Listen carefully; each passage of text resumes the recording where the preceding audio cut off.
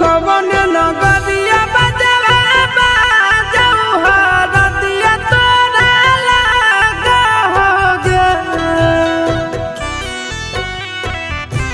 कवन नगरिया बजवा बाजऊ हरदिया तोरा लागो हरदिया तोरा लागोगे।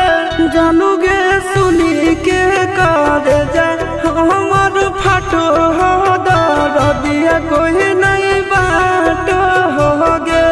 जानूगे सुनी के करे जा हमर फाटो दरदिया कोई नहीं बाटो होगे।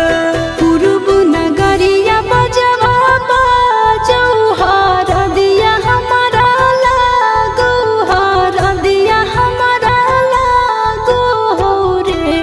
सोनारी घरवा के लोगा बही मनामा मड़वा बही डाटो रे।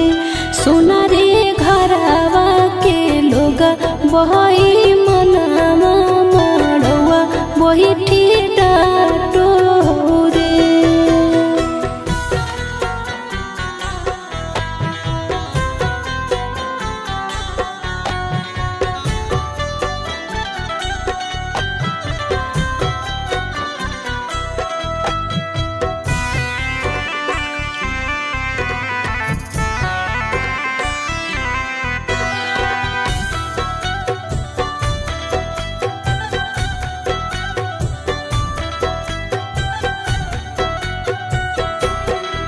हद जखनी ढराई जैतौ तोर शंखा बनिया हो जैतै खत्म हमर प्यार के कहानिया।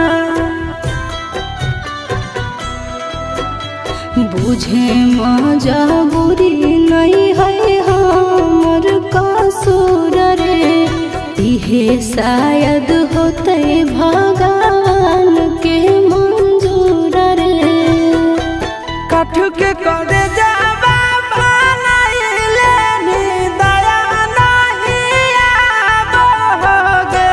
जानूगे सुनी के करे जा हमर फाटो दरदिया कोई नहीं बाटो होगे। जानूगे सुनी के करे जा हमर फाटो दरदिया कोई नहीं बाटो होगे।